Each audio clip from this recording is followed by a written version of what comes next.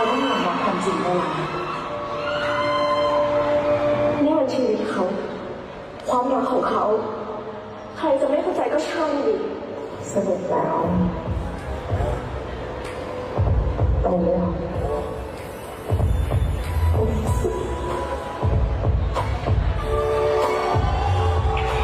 ฟิลโซโลชาดิกกี้ดีเลก้าอันนี้ไม่ได้ทิ้งหนิงไปใช่ไหมคะ